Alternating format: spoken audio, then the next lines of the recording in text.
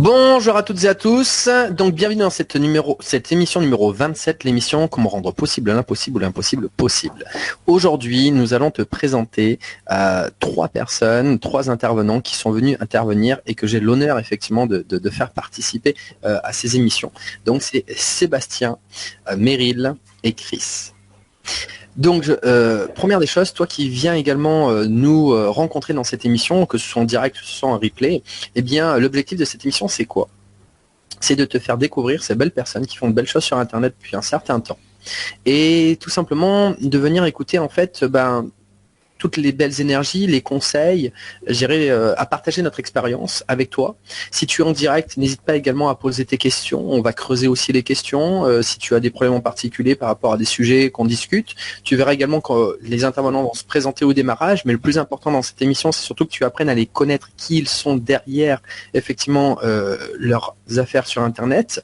Donc n'hésite pas également à leur poser des questions au niveau de tout ce qui est mindset, tout ce qui est état d'esprit. Justement, peut-être que on peut apprendre des compétences, c'est une chose, mais je dirais être aux côtés de personnes qui ont un état d'esprit différent, c'est là où je pense qu'il y a vraiment une valeur ajoutée non négligeable. Aujourd'hui, je te les mets effectivement à portée, donc profites-en pour leur poser un max de questions pour pouvoir toi aussi avancer dans ton objectif, qu'il soit professionnel ou personnel aussi, parce que moi je dis aussi que tout ce qui est passion, qui n'est pas forcément professionnel, est aussi extrêmement important pour s'accomplir dans la vie. Donc c'est aussi, n'hésite pas à poser toutes les questions que tu souhaites par rapport à tout cela. Coucou notre ami Christopher, effectivement, petit passage, salut les gars, qu'on connaît bien. Et que je suis allé voir d'ailleurs en direct. Christopher qui travaille d'ailleurs dans le même domaine que moi. Donc je vais laisser donc chacun des intervenants se présenter en 1 minute chrono, effectivement les amis, sur ce qu'ils font. Et après on les découvrira sur qui ils sont. On démarre. Sébastien, à toi de jouer pour te présenter. C'est parti. Alors, je suis un très très vieux, on me qualifie de temps en temps de tonton du web ou de dinosaure ou de marketeur du siècle dernier. J'ai commencé ma première boîte en 99, ça remonte un peu maintenant, pas du tout sur le net, c'est un centre d'appel. En 2007, j'ai basculé mes activités sur Internet, j'en vis à 100% depuis lors. En 2010, je suis parti m'installer en Asie, où je suis toujours aujourd'hui. Et mes activités sur le net ont été fluctuantes, j'ai fait plein de choses. Parce qu'à l'époque, il n'y avait pas de mode d'emploi, donc on les a écrits un petit peu au fur et à mesure du temps. J'ai eu des réseaux de blogs, j'ai fait de l'affiliation, j'ai fait beaucoup de formations ces dernières années, j'ai fait du SaaS et j'aide aujourd'hui mes clients à se connecter avec d'autres typologies de clients en utilisant les réseaux sociaux, ce qu'on appelle du social selling, ce qu'on appelle aussi la génération de contacts ou de leads. Voilà un petit peu pour résumer très simplement. Merci Sébastien pour cette présentation. Et effectivement, je te considère l'un des plus anciens que je connais sur Internet qui ont démarré vraiment cette vague de digital nomade. Donc c'est vrai qu'on a fait, comme je le dis officiellement cette fois-ci, cette émission samedi matin parce que j'avais vraiment effectivement envie que tu sois parmi toutes ces personnes parce que j'ai un grand respect effectivement pour toi. Je te remercie Sébastien. C'est parti, Meryl, à toi de jouer, on t'écoute. Bonjour tout le monde, j'en profite maintenant qu'on a lancé l'émission officiellement pour te remercier pour l'invitation Vincent, ça me fait très très plaisir d'être là. Tu vois, la plupart des gens qui se lancent sur Internet, qu'ils soient indépendants ou en marketing de réseau ou des employés qui cherchent à entreprendre, eh bien ces gens-là qui se lancent, la plupart du temps, ils ont du mal à savoir quoi faire. Ils sont éparpillés entre quel réseau social choisir, comment définir son offre, comment trouver plus de clients et comment vivre de leur activité finalement. Et pour ceux qui sont bien installés, eh bien comment scaler et comment aller plus loin. Et bien justement, moi j'ai mis en place une méthode qui permet de clarifier dans son esprit qui on est, où on va, comment on y va, clarifier un plan d'action et surtout clarifier leur message pour toucher davantage de clients. Parce que si les gens ne te rejoignent pas dans ton business, la plupart du temps, c'est juste parce qu'il y a tellement d'informations qui sont confus et ils savent pas ce que tu fais. Donc là, depuis 2013, j'aide les gens à clarifier leur message via différents programmes et accompagnements. Au top, effectivement. Alors Meryl, je te remercie effectivement de m'avoir remercié également pour être présent aujourd'hui. Tu fais partie. Merci à toi de me remercier, de t'avoir remercié. Je sens qu'on va pas s'arrêter. Mais effectivement, tu fais aussi partie des personnes que je côtoie sur la toile depuis un certain temps et que j'apprécie aussi beaucoup ton travail dans le sens où il y a beaucoup de régularité et de respect de l'éthique. Et c'est ce que je ressens effectivement par rapport à toi. Donc c'était aussi depuis un bon moment, je dirais, tu étais dans qu'on appelle ça, dans la target de, à un moment donné, j'aimerais qu'il soit parmi nous. Donc effectivement, merci à toi d'être parmi nous aujourd'hui, Meryl, et pour Génial. Chris, à toi de jouer, c'est parti. Merci Vincent également pour l'invitation. Comme Sébastien aussi, moi je fais partie un petit peu des dinosaures du web parce que je suis présent sur le web depuis le siècle dernier et il s'en est passé des choses. Il s'en est passé des choses sur Internet. J'ai connu les débuts avec tous les pionniers du web à l'époque. Bref, tout ça pour dire que moi aujourd'hui, en fait, on va parler du présent. Je réponds à une problématique qui est très simple pour les entrepreneurs et c'est la raison aussi pour laquelle les gens viennent me voir. C'est comment être visible sur Internet. Parce qu'une fois qu'on a été voir Meryl par exemple, pour se dire ok sur quel réseau social je vais me positionner, ensuite il s'agit d'être visible. Et parce que c'est vrai que la question, enfin la problématique qui peut se poser, c'est voilà, pas vu, pas pris. Et moi j'ai envie d'être pris face au nombre important de personnes présentes sur le web. C'est voilà, comment je peux faire pour être remarqué, visible sur Internet. Et en fait, l'outil que j'utilise et que je mets en avant, c'est le marketing vidéo. Pourquoi ? Parce que j'ai déjà une expérience en tant que réalisateur vidéo depuis le siècle dernier. Encore mon petit gars, ça nous rajeunit pas, hein, excusez-moi. Et je me suis formé bien sûr au marketing aussi. On voit dans le mini historique que tu as mis en ligne, là on voit un petit peu mon parcours. Et puis là donc voilà, je suis formé depuis l'année dernière au coaching aussi, qui est une façon aussi intéressante d'accompagner les entrepreneurs sur comment intégrer le marketing vidéo. Parce que, alors pourquoi le coaching justement? Parce que c'est une question qu'on me pose, quelle est la cohérence entre le marketing vidéo et le coaching? Mais en fait c'est très simple, parce que souvent quand j'accompagne les entrepreneurs à faire des vidéos, souvent il y a le problème, c'est ok ouais mais j'aime pas mon image, j'aime pas entendre ma voix, j'ai peur du regard des autres.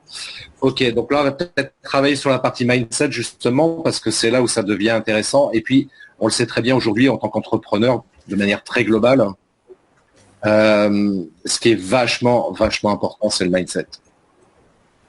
Il faut avoir un état d'esprit, quoi. Je veux dire, moi, partir en Thaïlande, par exemple, pendant des années, quitter la France, etc., ça demande un certain mindset quand même, tu vois. Je pense à Sébastien en disant ça, évidemment, mais ça demande un certain mindset. Donc, c'est vraiment le carburant de l'entrepreneur et c'est pour ça que ça me passionne. Alors, c'est pas d'aujourd'hui, hein, ça fait très longtemps que ça me passionne ce sujet-là, mais voilà.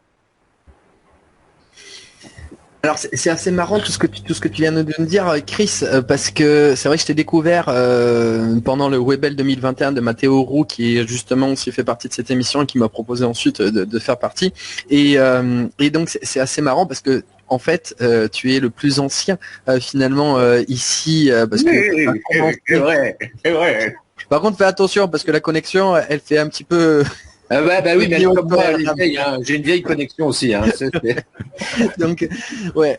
Du coup, ce que je voulais dire, c'est que tu commençais à faire des vidéos que j'avais 3 ans, quoi. Parce que moi, je suis né en 85, quand j'étais en train de regarder un peu plus ta bio. De l'autre côté, j'étais oui, effectivement, t'as commencé tôt.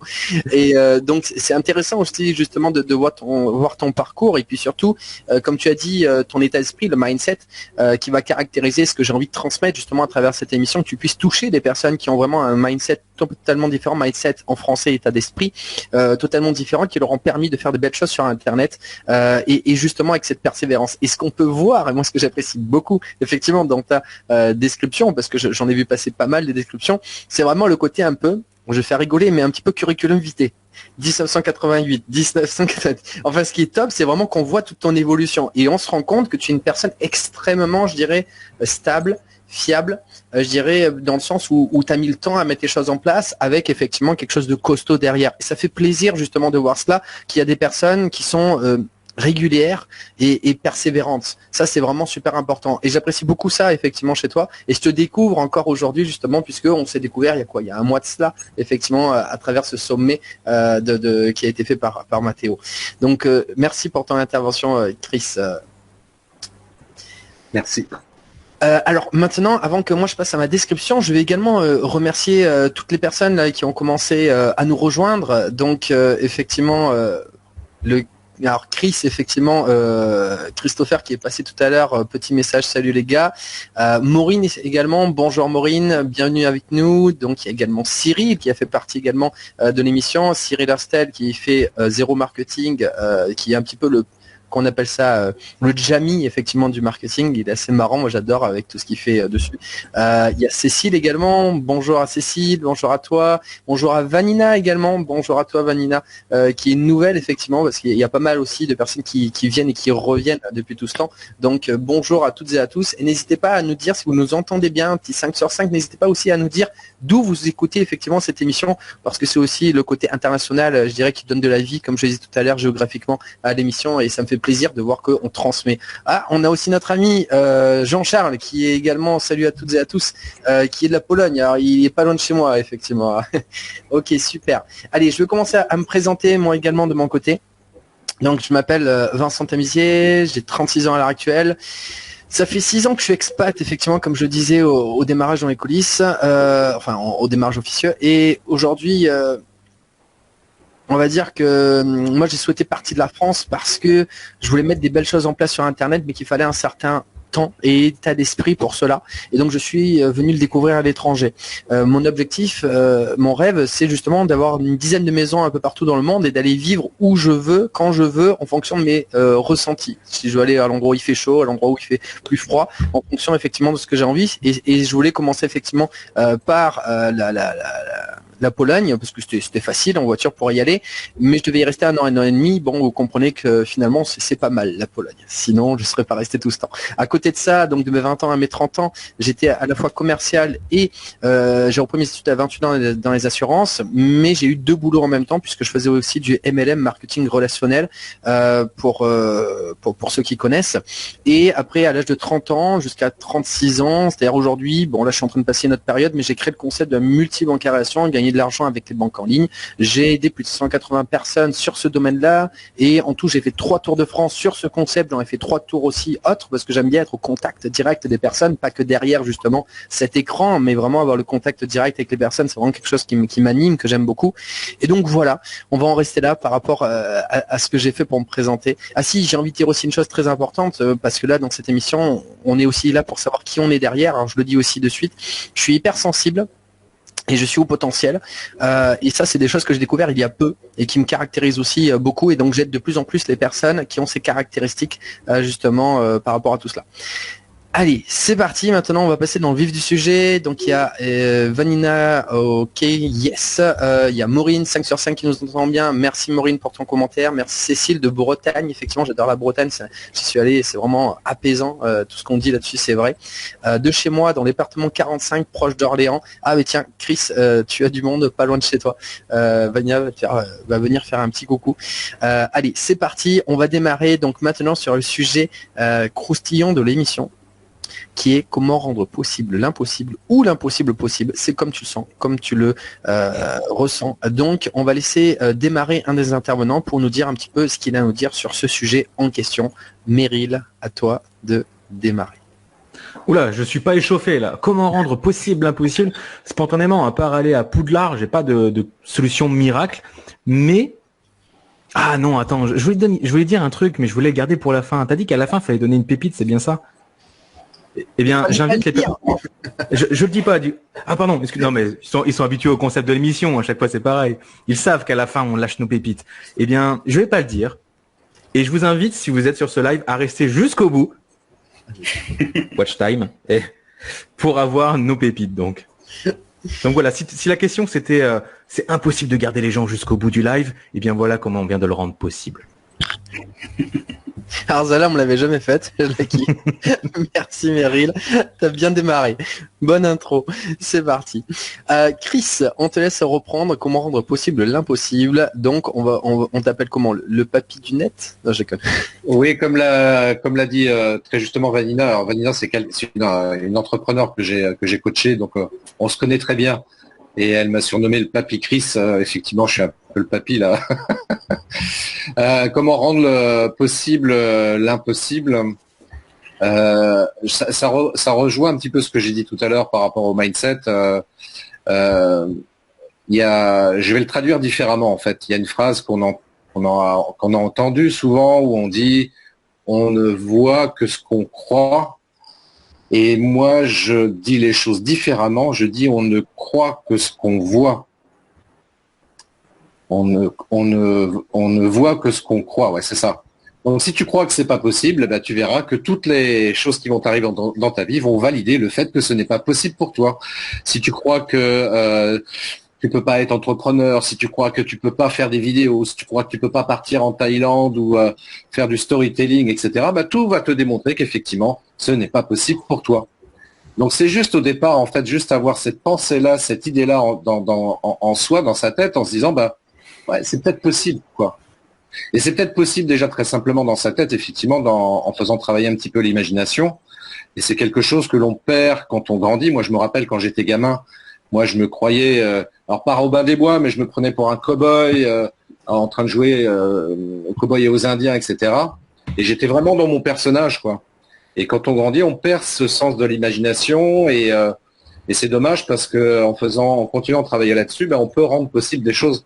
La preuve, c'est que forcément, par rapport à notre business respectif, c'est qu'à un moment donné, on a eu une idée de se dire, tiens, j'aimerais bien faire ça. C'était quelque chose, a priori, d'impossible. Hein. Il n'y avait rien qui nous démontrait que c'était possible, et on y a cru et on l'a fait. Donc tout est possible à celui qui croit, en fait. J'ai envie de rebondir rapidement sur ce sujet. Après, je vous laisserai rebondir également Sébastien et Meryl, si vous le souhaitez, par rapport à cela. C'est ce dont on parle avec le biais de confirmation, qui est beaucoup parlé. Alors, je sais plus comment il en parle, Anthony Robbins, parce qu'il dit que justement, il y a un point dans notre cerveau. Vous serez certainement, vous connaissez du coup? Oui, ben il y a ce petit bouquin qui est pas mal là où il en parle beaucoup. C'est ma Bible.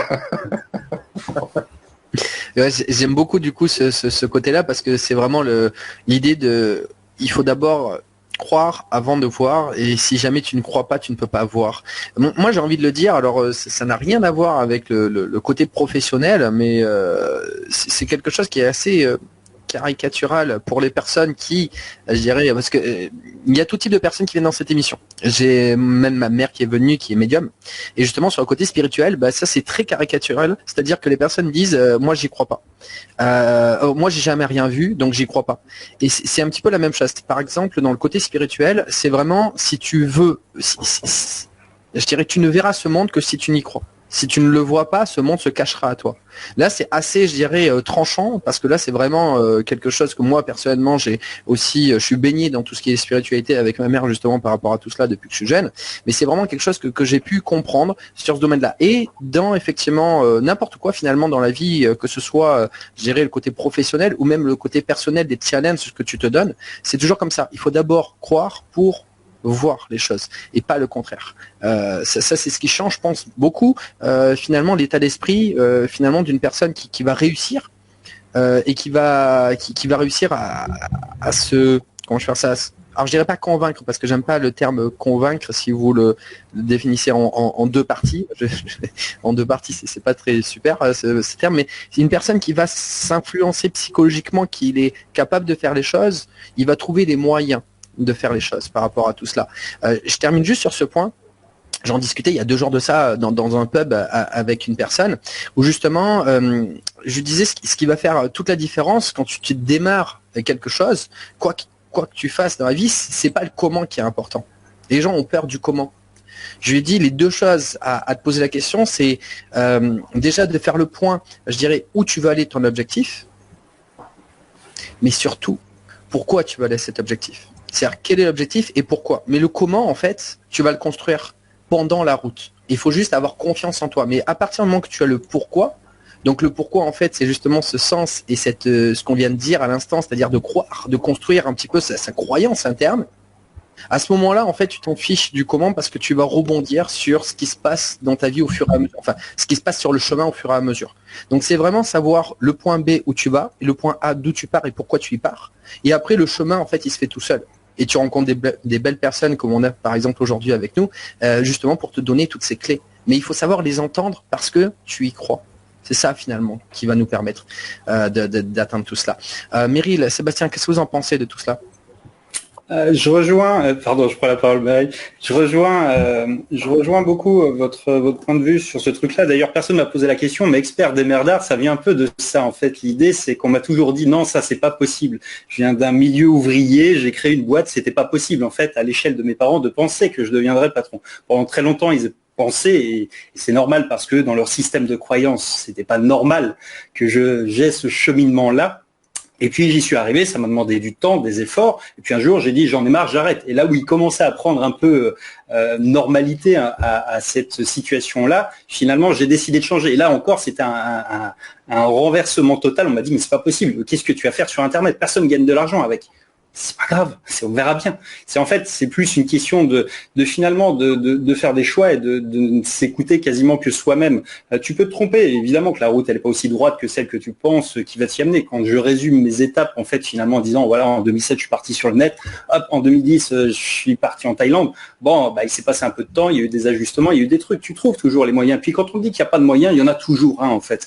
Je suis un peu partisan de cette école-là et puis de ce monde-là aussi à qui il a fallu montrer des méthodes un peu différentes. Dans mon parcours, c'est du gros hacking avant le gros hacking, c'est du black hat avant qu'on parle de cette philosophie-là du net, mais c'est la même chose. On faisait ça à l'époque avec d'autres outils, mais c'est toujours quand on dit non, c'est pas possible, non, t'as pas l'argent, comment est-ce que tu fais? Bah, tu te débrouilles en fait.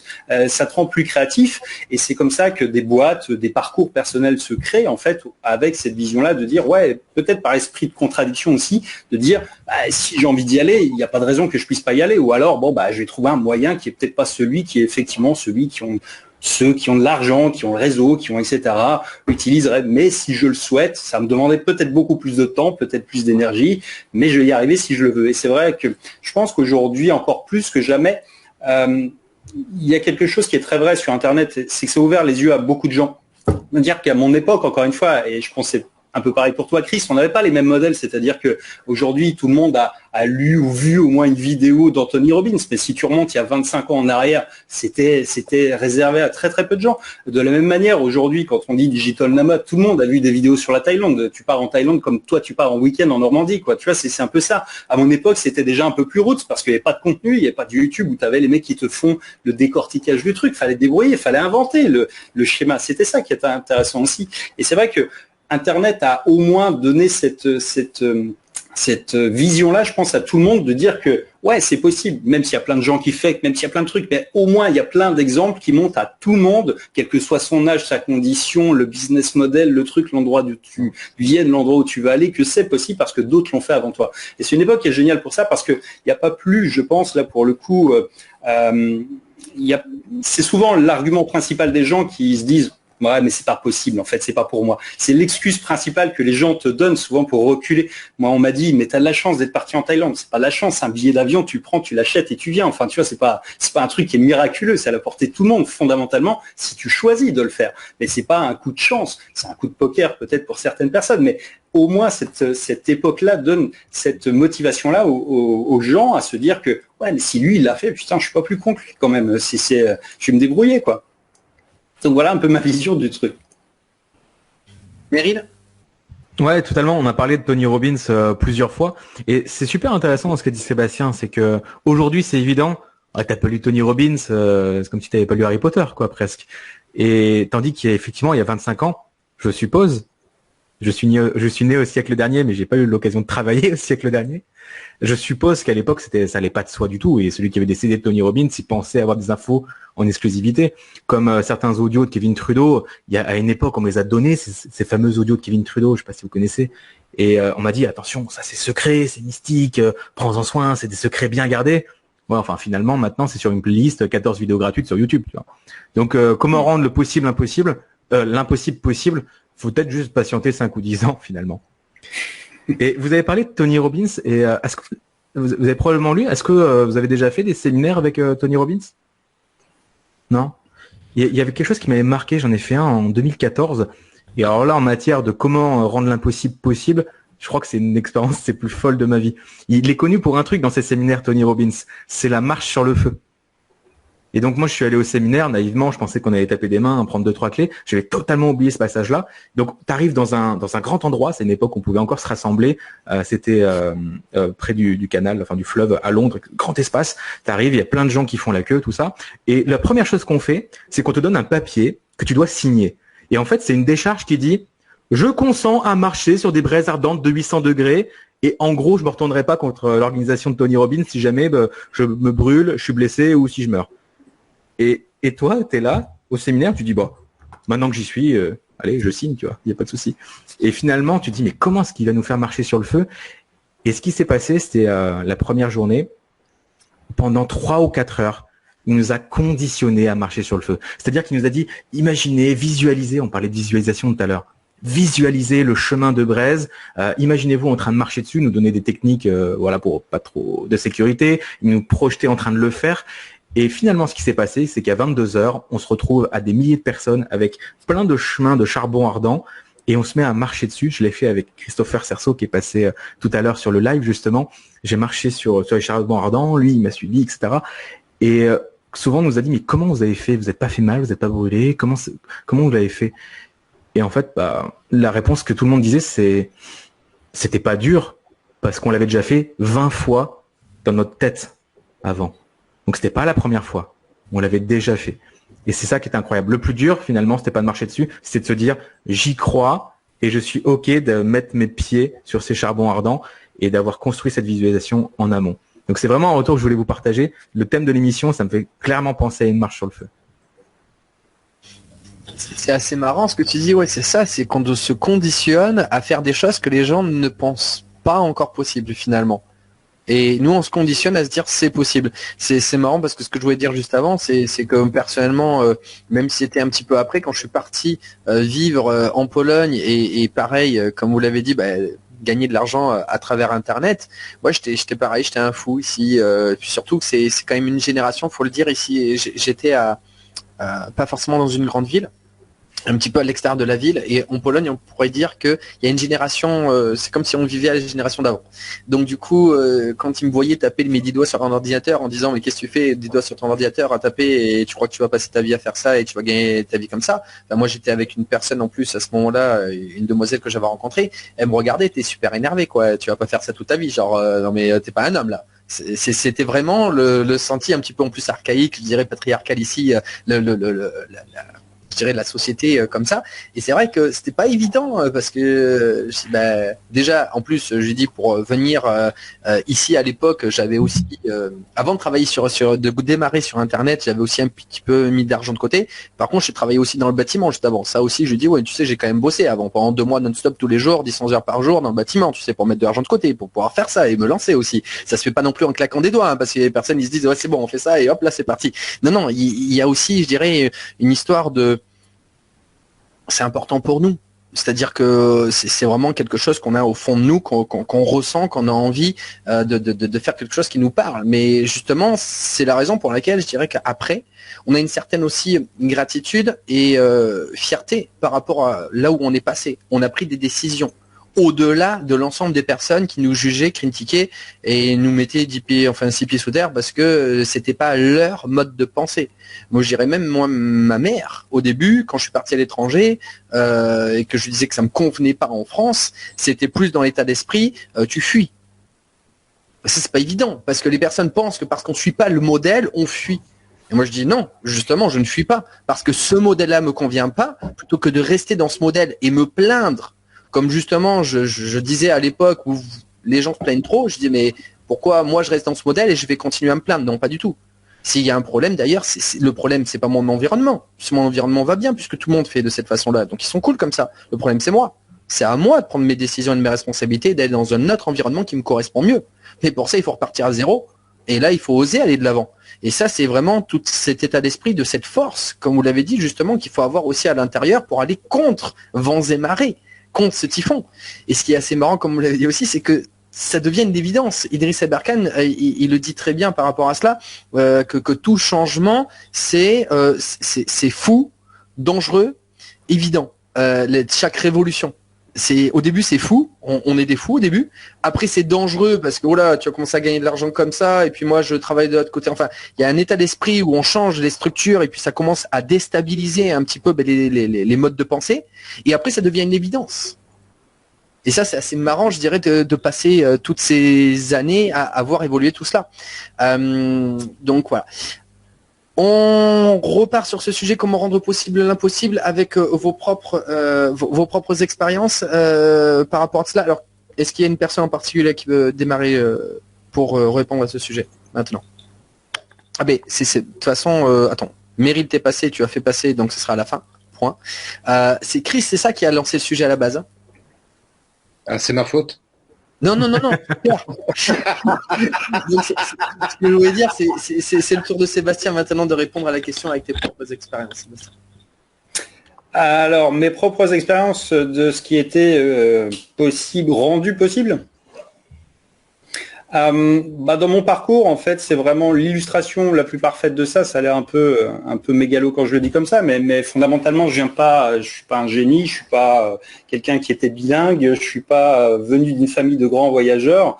Et avec le temps et avec la répétition, avec des petits pas, tu t'aperçois que finalement, on peut faire beaucoup de choses en une décennie, voire en quelques années seulement, y compris changer plusieurs fois de parcours professionnel, repartir de zéro, te créer une vie totalement sur mesure.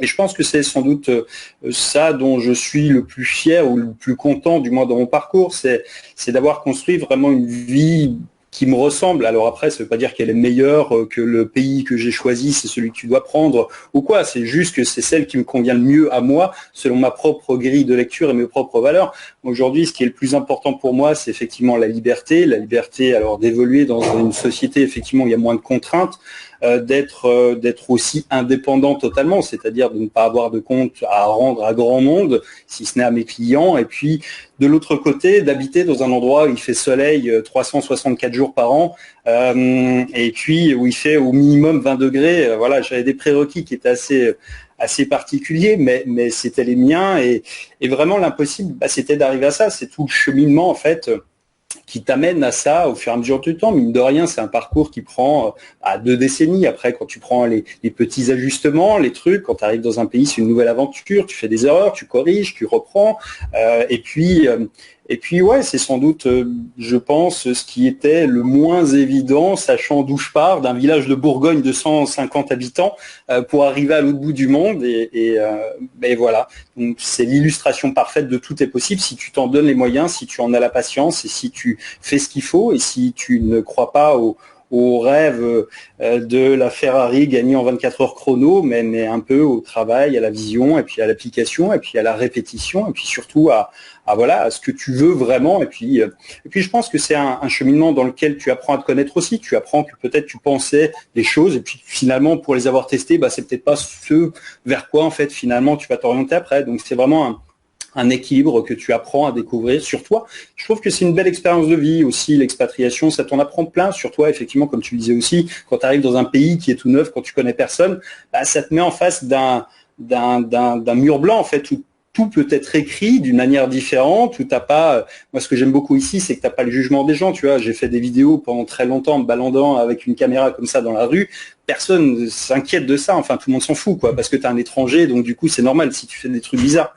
Donc c'est vrai que t'as une relation quotidienne au monde qui est très différente, et dans mon quotidien à moi, par exemple, tu vois, je sais que ne pas entendre, c'est même pas fondamentalement la langue, mais tu prends la langue française, que tu veuilles ou pas, elle te pénètre. C'est-à-dire, si tu es au resto et que tu as des Français qui parlent à côté de toi, même si tu les écoutes pas, leur discussion te pénètre. C'est pas le cas des autres langues. Tu es obligé de te concentrer pour comprendre ce qu'ils racontent.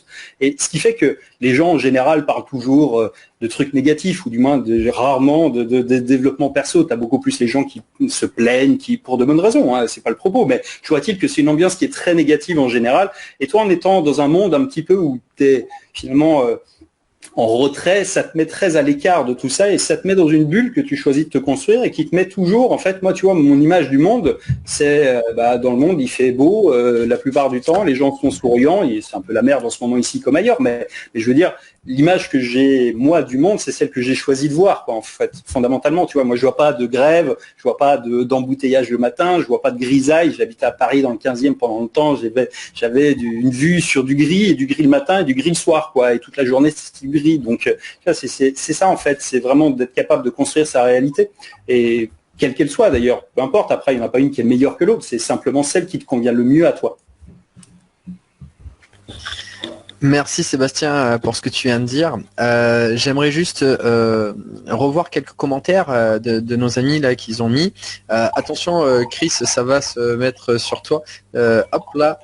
On peut avoir des doutes, c'est humain, mais visualiser notre objectif en permanence permet de le rendre possible. Effectivement, la visualisation, et comme tu viens de dire justement Sébastien, de changer sa perception pour pouvoir construire toutes ces choses-là. C'est extra, hein, tout ce que tu viens de dire. Emmanuel, super de vous voir tous réunis, merci Emmanuel. Il a dit une chose effectivement aussi sur incroyable ce passage où on parle de Tony Robbins et ça marche sur le feu. Et oui, j'y ai pas été, mais j'ai entendu parler aussi Meryl, c'est vraiment top aussi ce passage. Il y a encore beaucoup de personnes qui pensent que c'est impossible de gagner sa vie avec Internet, nous montrant le chemin. C'est vraiment une belle phrase parce que pour moi c'est vraiment ce que je souhaite aussi transmettre et transférer à travers justement toutes ces émissions, de montrer toutes ces personnes qui depuis tout ce temps, ont réussi à changer leur vie et du coup leur croyance, comme tu en parlais aussi, ou plutôt leur croyance et après leur vie, pour en arriver là. Et Mathieu, yes, le top, toujours bien entouré, à ce que je vois, bien sûr, c'est la clé, les amis, d'être bien entouré. Je vous laisse rebondir sur ce que vient de dire Sébastien, Chris, Meryl. Ah, ils sont bouche bée là. Non, mais je suis toujours prêt, je veux juste laisser un petit peu d'espace quand même. On est plusieurs. Sur ce qu'a dit Sébastien, il a tout dit, donc je vais pas faire de la paraphrase par rapport à ça. Mais je vais en profiter pour rebondir sur ce que vient de dire Maureen. Là, on peut gagner sa vie avec Internet. Oui, on peut gagner sa vie avec Internet, mais plus largement, je pense qu'on peut gagner sa vie. C'est possible de gagner sa vie, quelle que soit l'activité, quel que soit le métier, quel que soit ce qu'on aime faire. Je vois beaucoup de jeunes aujourd'hui qui s'orientent dans la communication, dans le community management. C'est très bien, simplement ça, comme d'habitude, ça crée. Enfin, il y a beaucoup de monde qui vont là-dedans et du coup, il y a peu de place pour tout le monde. Moi, j'ai envie de dire, si c'est Internet qui te plaît, vas-y fonce. Si c'est la sculpture, vas-y fonce. On peut gagner sa vie en faisant de la sculpture aussi. On peut gagner sa vie dans des métiers artisanaux. C'est un secteur qui est malheureusement trop délaissé par les jeunes. En fait, ce qui est important, c'est de se définir en fait la chose vers laquelle on a vraiment envie d'aller et de s'épanouir, et de se dire que c'est possible. Je vais rebondir sur ce qu'a dit tout à l'heure Sébastien aussi. C'est dans sa première intervention, il y a un truc qui m'est revenu en tête. Ce qu'on appelle l'incompétence apprise. Moi aussi, je viens d'un milieu ouvrier et être patron, c'était quelque chose de surréaliste.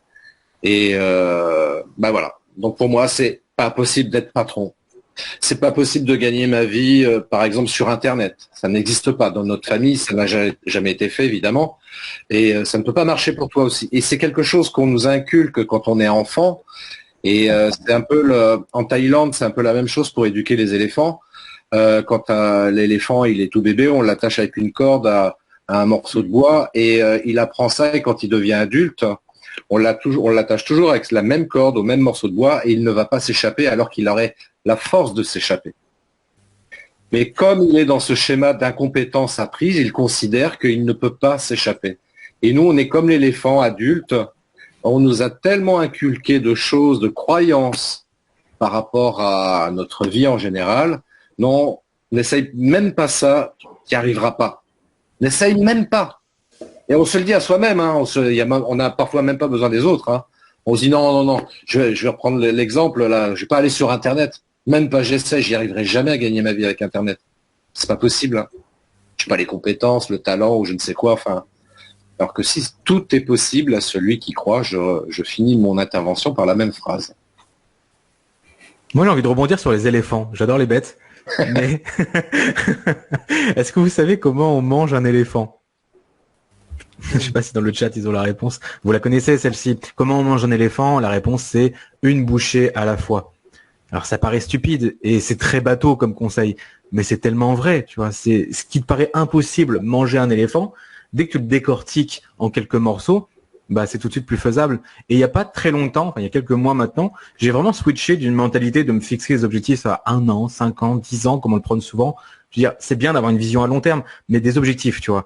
Et je me dis, au lieu de penser objectif, qu'est-ce que je peux faire d'ici 1 an, c'est plutôt qu'est-ce que je peux faire chaque jour dans une routine sacrée qui va me rapprocher de ces objectifs à 6 mois, 1 an, 5 ans. Et certains sont plus à l'aise avec des grands objectifs et un grand cap.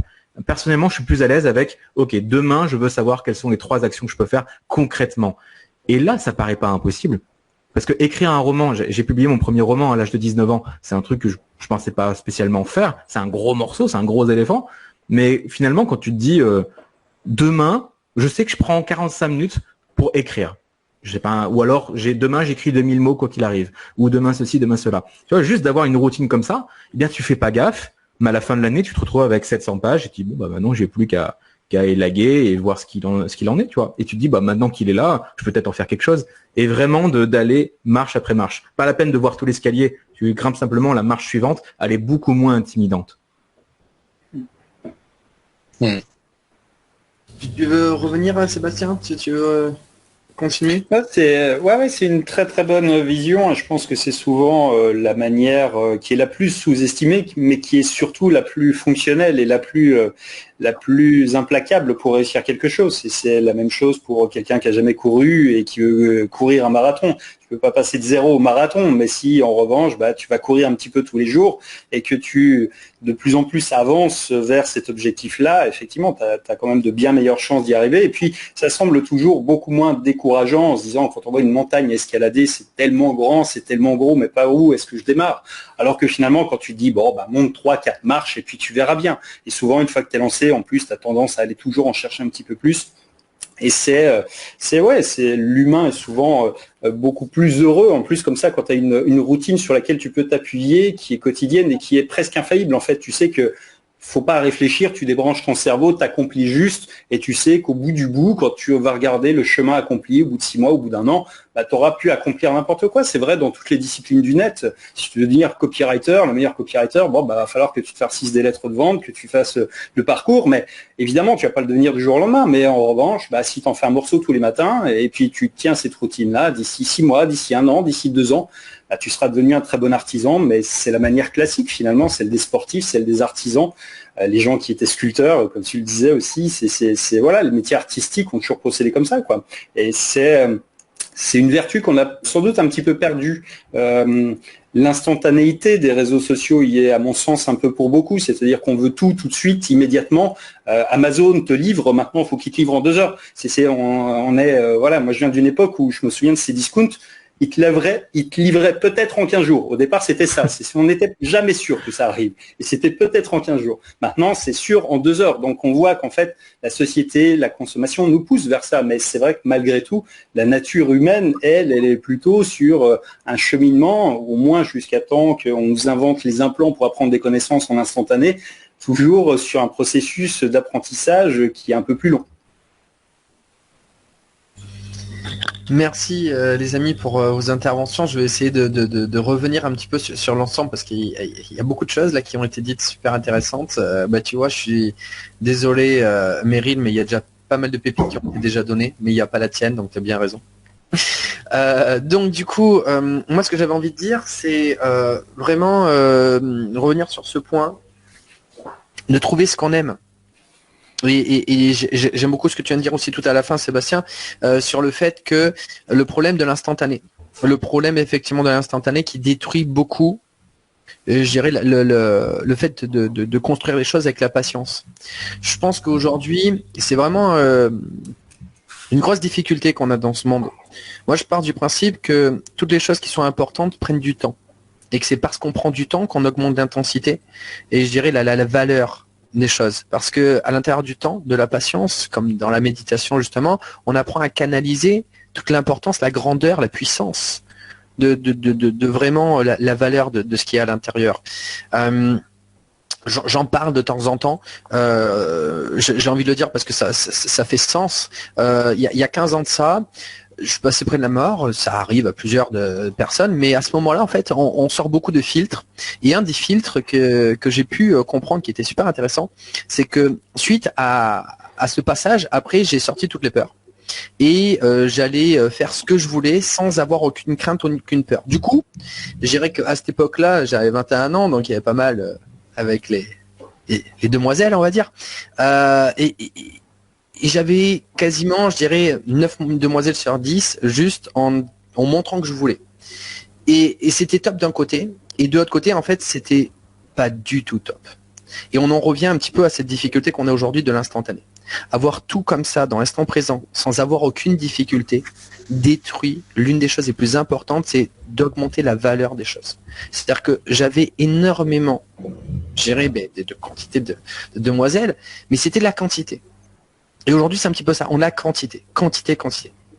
Mais la qualité, ça prend du temps à comprendre justement toute la profondeur.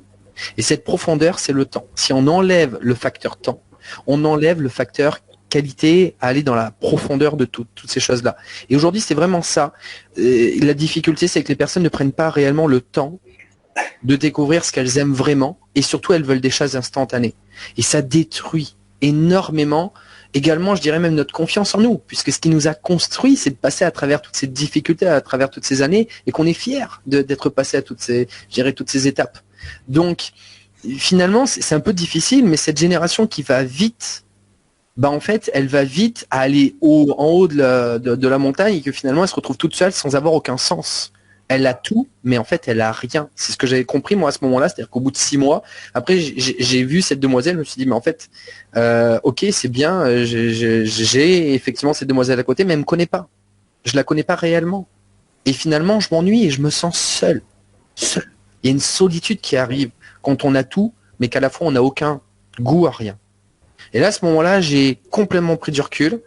Alors, j'avais pas encore commencé l'expatriation, mais on va dire dans ma tête, c'est ce que j'avais commencé à faire psychologiquement en prenant de la distance. Et là, j'ai commencé à me dire, maintenant, si je veux vraiment donner du sens à toutes ces choses-là, il va falloir que je prenne le temps à rester seul et à réfléchir aux bonnes choses qui sont importantes pour nous. Et donc, le fait d'aller cette quête à trouver ce qu'on aime avec du temps est extrêmement difficile aujourd'hui avec ce côté rapidité de l'instantané par rapport à cela. Ensuite, vous avez dit ce que j'ai envie de dire pour arriver justement à passer un grade au-dessus et enfin un stade au-dessus et justement d'accomplir des grandes choses sur aussi un certain temps, comme vous l'avez dit, c'est-à-dire que c'est ça, c'est justement cette décennie, comme tu en as parlé, Sébastien, que justement après une décennie, on se rend compte qu'en fait finalement on a fait waouh, c'est énorme. Moi, les petits conseils que je donne juste pour passer au stade d'après, c'est d'aller voir une personne qui est juste au niveau du dessus. Pas trop non plus, mais juste au niveau du dessus, et une personne qui va avoir confiance en vous plus que vous n'avez confiance en vous, pour vous dire tu es capable de passer la marche d'après. Et là, à ce moment-là, on se déclenche en se disant ouais, vraiment, tu crois en moi, je peux. Ok, alors mais si tu crois en moi et que toi tu as déjà ce niveau, ok, je vais prendre confiance en moi. Et à ce moment-là, en fait, là, qu'on fait l'étape d'après, on se dit en fait, c'est pas si compliqué. Et après, tu continues comme ça, et comme ça, et comme ça. Et ça, c'est vraiment quelque chose pour rassurer. Mais comme vous l'avez si bien dit, il faut suivre simplement les étapes et déconnecter, et juste suivre par la confiance qu'on a aussi envers cette personne qui nous dit c'est bon, on peut y aller, et de répéter jusqu'à ce que effectivement ça fonctionne. Mais pour ça, d'être patient. C'est pour ça qu'il y a de plus en plus, je dirais, de personnes qui accompagnent parce que c'est comme ça effectivement qu'on peut accompagner. On appelle ça coach, accompagnateur, mais que c'est comme ça qu'on peut passer les grades au-dessus. Mais pour ça, faut pas avoir peur d'aller voir ces personnes et prendre le temps aussi de bien chercher les bonnes personnes par rapport à tout cela. J'ai une dernière chose encore. Je sais, je parle beaucoup et après j'arrête. Moi, ce qui me semblait impossible avant, et là c'est peut-être faire sourire pas mal de personnes, et pour moi c'était mon cas, j'étais nul au niveau des langues dans le passé et au niveau de tout ce qui était anglais, mais alors moi j'ai eu 4 à l'écrit, 5 à l'oral à mon bac scientifique non, c'est faux, la première année, parce qu'en plus je l'ai redoublé, faut le savoir. 3 à l'écrit, 4 à l'oral, bac scientifique au niveau de l'anglais. Je repasse 4 à l'écrit, 5 à l'oral. J'ai pris un point, super. On a progressé. Oui, grave. Et du coup, quand je suis parti à l'étranger, je me suis dit je suis une quiche, mais j'ai dit c'est pas grave, je vais y aller. Et quand j'ai commencé je dirais à parler anglais, j'ai eu 2 stades. Le premier, c'est quand j'ai eu mon premier rendez-vous, mon premier date avec une demoiselle qui m'a dit, c'est la première fois que tu as un date avec une nana que tu parles anglais. Je dis oui. Et elle a été désespérée. On le voyait, on le lisait sur le visage. Oh là là. Et moi je dis ouais, mais il m'en faut bien. Et moi j'étais super heureux. Il me fallait bien une première étape. Alors c'était pas les mêmes perceptions justement des deux côtés. Et c'est 2-3 ans après, quand j'ai appelé un ami, je dirais au téléphone, que je parlais en français avec lui et que j'étais avec ma petite amie à côté qui, à un moment donné, intervient, me pose une question et je réponds en anglais à côté, puis je repars sur le français. Et là j'ai dit oh, je suis bilingue, je parle français et anglais, je fais même pas la différence, les deux viennent naturellement. Et sur le coup, j'ai dit, non, c'est possible ça. J'aurais jamais cru un jour que j'aurais parlé anglais, tellement que je me disais, j'étais pas possible. Moi, je me disais, 2 blocages que j'avais, c'était l'argent pour voyager et c'était le langage. L'argent, effectivement, j'ai compris aussi que c'était pas le problème, mais le langage, en fait, il suffit d'y aller, c'est comme tout. Bon, j'arrête de parler, il y a eu pas mal de commentaires qui ont été transmis, j'aimerais aussi les lire avec nous. C'est ça aussi qui me fait plaisir, c'est que vous qui regardez, effectivement, vous êtes avec nous dans cette émission. Donc là, on parle d'expatriation, c'est Maureen. Attention, parce que Chris, c'est un gros commentaire. Alors là, ouais, voilà. On voit encore les lunettes, ça va. L'expatriation, c'est grandir. D'avoir vécu ailleurs, sur un autre continent, a totalement changé ma vision du monde. Ah oui, on peut gagner sa vie de toutes les façons et toutes sont honorables. Le secret, alors là, je continue à lire de l'autre côté parce qu'on le voit plus sur l'écran. Le secret de notre épanouissement, c'est notre alignement. Très belle intervention, Chris. Merci. Merci Maureen pour ton partage.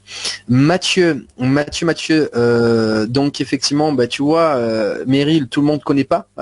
Tu vois, c'est devenu tellement évident pour toi, mais qu'il y a encore des personnes justement qui te découvrent, Mathieu. Et c'est vrai que moi aussi, c'est. C'était peut-être l'anecdote de Chris, hein, avec l'histoire du piquet d'éléphant qui retient et qui crée des croyances limitantes. Oui. En tout cas, on a beaucoup parlé d'éléphants dans cette émission, de toute façon. Ouais, ça trompe énormément, c'est vrai, ouais. C'est ça, restez pas sur vos défenses, hein, surtout. Juste pour dire, du coup, c'est super référence avec l'éléphant, je ne l'ai jamais entendu celle-ci. Et bien joué celle que tu viens de dire avec la défense. Et Vanina, et oui, tellement vrai, ma mère me disait sans arrêt que je n'arriverai jamais aux chevilles de ma sœur, c'est très réducteur, ne croyez-vous pas, tout simplement parce que c'est ma sœur aînée, 7 ans de plus que moi, entre parenthèses, attendez, excusez-moi, parce que ma sœur aînée savait déjà à 18 ans ce qu'elle voulait faire et moi j'étais encore à la traîne. Chaque chose en son temps et étape après étape. Aujourd'hui, je crée mon propre organisme de formation. Félicitations, Vanina. Hop là, Pascal, tout va très vite en effet de nos jours, trop parfois, il faut savoir prendre le temps. Pascal qui est également passé dans notre émission, qui démarre à travailler sur Internet, qui est un journaliste qui a travaillé, je dirais, avec Mbappé, avec Sarkozy, enfin pas mal de personnalités et qui a fait plus de 15 ans de journalisme à travers le monde. Vanina, les diplômes ne sont pas non plus la preuve de compétence, il y a des bêtes de course pour passer toutes sortes d'examens dans la vie, mais qui est dans un contexte professionnel donné sont totalement hors sujet. On arrête de faire passer tout cela. Il reste 7 minutes, les amis. Donc, on en arrive à la fin de cette émission. Je vais demander 2 choses. La première, à toi qui regarde cette émission. Non. Déjà, tu t'en vas pas parce qu'il y a Meryl qui t'a promis quelque chose. Et là, de toute façon, tu vas pas l'entendre tant qu'il est pour toi. Donc, la première des choses, c'est j'aimerais que tu transmettes à travers un commentaire. Déjà, merci pour tous ces commentaires que vous avez partagés avec nous. Hein. C'est vraiment ça aussi qui nous fait plaisir. C'est pas être entre nous, mais entre nous tous ensemble. C'est-à-dire juste pas avec les intervenants, mais vraiment de partager cette interaction. Moi, à travers ces émissions, je le dis aussi, ce que j'ai envie, c'est de transmettre aussi du lien, et pour moi de l'amour, dans le sens où on se protège tous les uns avec les autres, en se transmettant nos compétences, nos connaissances, mais surtout pour s'élever les uns avec les autres. Et pas les uns sur les autres, d'ailleurs, avec les autres. Donc, voilà. Alors, j'aimerais que tu nous partages quelle est la... Alors, sans parler toujours de celle de Meryl, mais quelle est la pépite effectivement qui t'a transformé pendant cette émission parmi tous les sujets qu'on a abordés, toi qui regardes effectivement cette interview en direct. Merci de nous le mettre en commentaire en direct. Pendant ce temps, je vais demander à chacun des intervenants de nous dire 2 choses. La première, c'est un mot, le ressenti que vous avez eu pendant cette émission. Et la deuxième chose, c'est de nous donner une pépite, effectivement, un coup de pouce, une pépite par rapport à tout cela. Alors, Meryl, bien sûr, tu passeras en dernier sur la pépite. Allez, c'est parti. Sébastien, à toi de jouer. Un mot, je dirais bienveillance ou clairvoyance, tout dépend après du niveau de celui qui regarde. Il y a sans doute des choses qui sont plus à la portée d'autres personnes. Ce qu'on dit, c'est plus facile quand on l'a déjà vécu nous que pour des gens qui l'ont pas encore traversé. Il y a des formes d'évidence qui sont à mettre en place concrètement. Et puis, c'était quoi la deuxième question? Pardon, j'ai une mémoire pas d'éléphant pour le coup. C'est pas grave. Je crois qu'on retient que même pas 10% de ce qui a été dit. Enfin, je sais plus, mais c'est. Et puis il y a différentes mémoires, donc c'est pour tout le monde pareil. Une pépite. Une pépite. Ah, une pépite. Une pépite, c'est de ne jamais écouter plus que ça les autres. En fait, c'est pas grave quand on est jeune, surtout quand on est jeune, de faire des erreurs, d'aller contre l'avis de tout le monde, sauf quand c'est des trucs vraiment très graves. Mais j'entends par là, si on dit que c'est pas possible, quand tu as 20 ans, si tu remets pas ça en cause, si tu écoutes aveuglément les gens qui ont peut-être effectivement raison de te le conseiller parce qu'ils pensent à toi, si c'est tes parents qui disent que c'est pas possible que tu montes une boîte, que tu gagnes ta vie sur Internet, parce que dans leur réalité c'est pas possible, bah, c'est bien aussi parfois avoir un peu de recul, de se dire mais qu'est-ce que je risque à finalement pas l'écouter, à essayer à faire mes propres erreurs, mes propres choix, mes propres essais pour construire mon propre parcours. Peut-être que dans sa perception du monde c'est pas possible, et c'est vrai que pour plein de monde c'est pas possible, mais pour moi peut-être que ça l'est. Et c'est vrai que tous les parcours de sportifs, encore une fois, d'artistes et puis de gens du net sont truffés de ce type de mécanismes, quoi, où tout le monde nous a dit c'est pas possible parce que personne ne l'avait fait avant. Mais si tu écoutes ça, on va pas sur Mars, on va pas sur la Lune, on fait jamais rien de neuf. Donc en réalité, surtout si on te dit que c'est pas possible parce que personne n'avait jamais fait jusqu'à présent, bah c'est peut-être une bonne idée de te dire qu'il faut l'essayer. Merci Sébastien. Alors, on va pas te dire de rebondir dessus parce que sinon on va plus avoir de temps à la fin, mais tu as dit beaucoup de belles choses, effectivement. Chris, à toi de jouer par le plus grand des hasards, c'est toi en deuxième. Un mot, moi je dirais confiance. Confiance en soi, plutôt, dans ce sens-là. Se faire confiance. Et puis, en termes de pépites, moi, le conseil que je pourrais te donner, c'est de faire ce travail. Je vais prendre une image, en fait. Je fais de la vidéo. Et pour moi, c'est très inspirant de faire la vidéo, justement, parce que quand je filme, et ensuite que je vais faire le montage vidéo des images que j'ai filmées, c'est là où je vais créer l'histoire que j'ai envie de raconter au travers du montage. Et dans ta vie en général, tu peux avoir cette fonction de réalisateur aussi. Tu peux créer toi-même ta propre histoire en reprenant des expériences, par exemple, passées et en te disant, tiens, comment je pourrais remonter l'histoire? Comme quand je fais du montage vidéo, comment je pourrais remonter l'histoire pour que l'histoire d'aujourd'hui et celle à venir soient beaucoup plus épanouissantes, beaucoup plus jolies que celles que j'ai connues auparavant. C'est ce qu'on appelle le travail de visualisation qui est utilisé par beaucoup de sportifs, entre autres. Et justement, c'est ça. Tu vois, d'être réalisateur de ta vie. Donc, tu reprends les anciennes images, tu dis, OK, je vais les remonter différemment et en faire quelque chose de beau pour que demain, je puisse connaître des choses beaucoup plus jolies, beaucoup plus sympas, beaucoup plus inspirantes. Et en tout cas, vivre une histoire qui soit beaucoup plus épanouissante pour moi. Donc, la pépite que je pourrais te donner, ça serait celle-ci, ouais. Merci pour ton retour, Chris. Et pour finir, on va lire les commentaires. Il se dit c'est moi, non pas encore. Là, il y a 2 superbes commentaires qui ont été mis effectivement par les spectateurs qui sont avec nous ce matin présent. Premier commentaire de Maureen. Cultiver la patience step by step, l'intervention de Sébastien sur l'expatriation m'a forcément touché et donné envie de repartir. Merci Maureen, et effectivement ça fait toujours, comme je dis, du kiff, du bien intérieurement d'entendre ces histoires d'expatriation. C'est comme si on se retrouvait à l'intérieur et quand on a commencé à voyager, on le ressent à l'intérieur de nous, ça s'explique pas.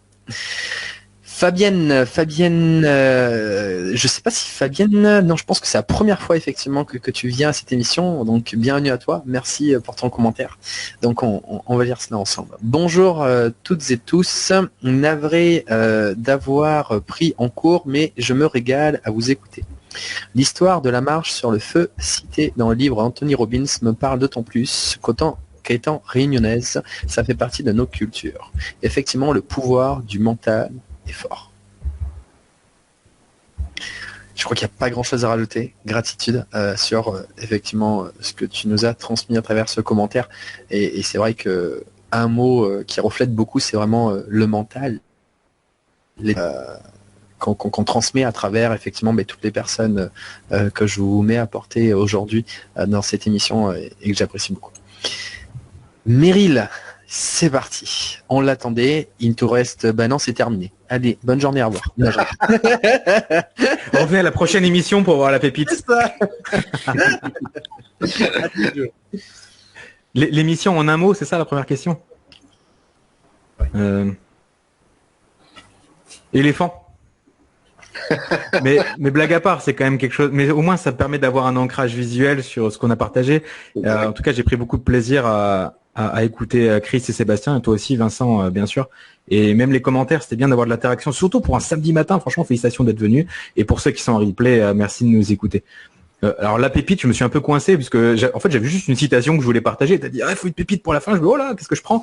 Et ouais, c'est un truc tout bête. Du coup j'ai fait du teasing dessus. Mais juste avant de la partager, je voulais prendre 30 secondes parce qu'on a parlé tout à l'heure de temps, de possible, d'impossible, de réalisateur de sa vie. J'adore ce concept. Et je me dis mais faut réaliser un truc au bout d'un moment quand on parle d'impossible, c'est que on n'est pas là pour 150 ans sur Terre. Hein. On n'est pas là pour l'éternité. Donc au bout d'un moment, il faut faire quelque chose de sa vie. Et le plus drôle, c'est que ça peut s'arrêter du jour au lendemain. C'est-à-dire que Chris parlait d'être réalisateur de sa vie. Ouais, sauf que des films, tu vas peut-être en réaliser 2, 3, 4, 10, mais tu réaliseras pas tout ce que tu veux faire. Au bout d'un moment, faire des choix.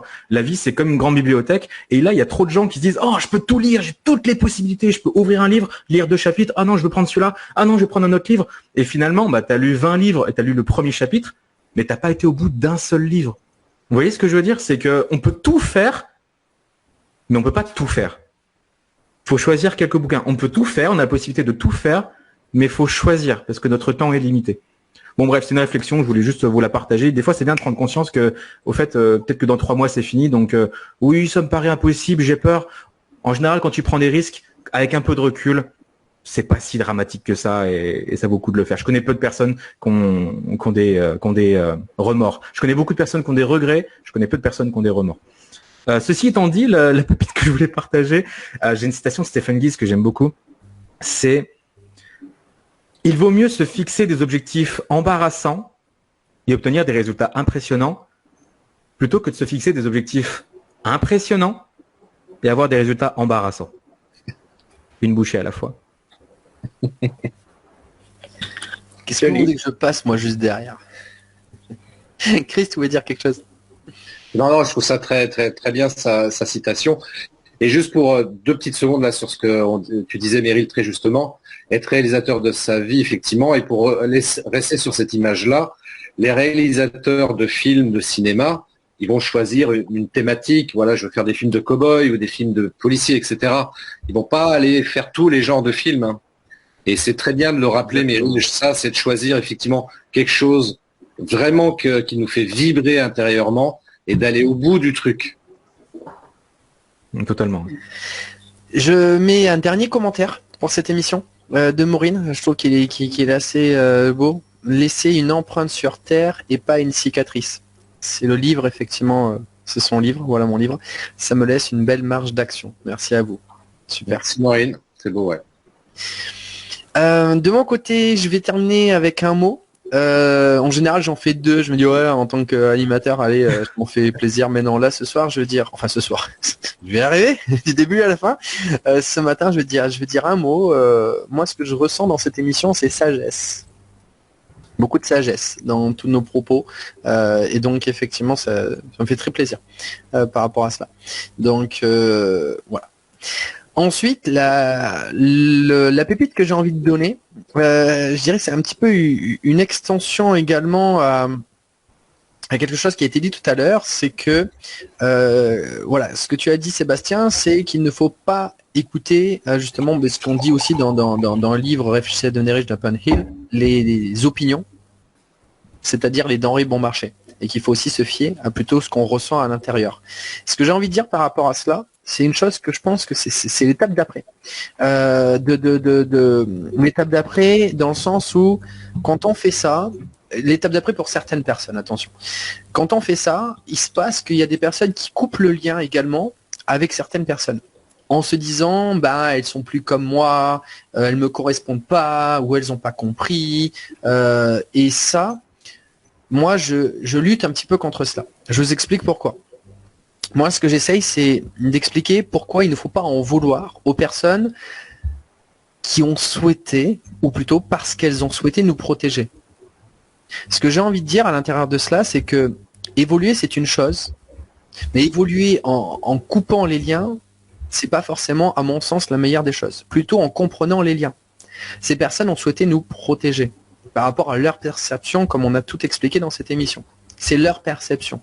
Donc il n'y avait aucune intention, en tout cas, si vous le ressentez comme ça, qu'il n'y avait aucune intention néfaste envers vous et qu'elle souhaitait justement vous apporter de l'amour, n'essayez pas de faire un retour néfaste, alors que, je dirais, l'émission était positive, d'avoir un retour néfaste. Parce que là, par exemple, à mon sens, il y aura, dans ces moments-là, il y a beaucoup de regrets d'avoir perdu des personnes. Je pars du principe que chaque personne nous apporte quelque chose dans la vie. Et que si on était en connexion avec une personne, c'est qu'une partie d'elle est une partie de nous, qu'on a aimé. Peut-être qu'il y a des choses où on évolue et que cette personne n'a plus l'ensemble des parties, je dirais, assez proches de nous pour qu'on la garde en contact direct, mais on peut continuer à l'aimer pour la raison pour laquelle on se connectait avec elle de manière importante. Prendre de la distance, c'est une chose, comprendre les choses en est une autre, et ne pas se mettre en position de néfaste avec les personnes ou de ne pas couper tous ces liens. Simplement comprendre ce qu'il y avait à la base et peut-être aussi leur pardonner ou peut-être se pardonner d'avoir peut-être aussi coupé ce lien et à ce moment-là d'avoir été dans les émotions. Mais voilà, on peut évoluer sans couper, sans détruire, sans avoir de la destruction.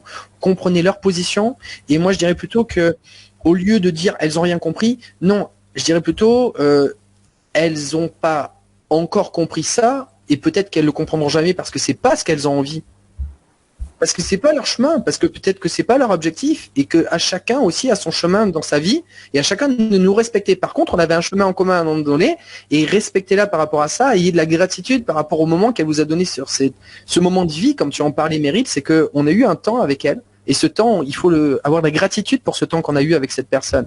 Repensez et reconnectez-vous à ça, pour, je dirais, garder ces bons moments, et dire à la personne, je t'ai beaucoup apprécié par rapport à tout cela. On peut continuer sur ce chemin-là, par rapport à cette connexion-là.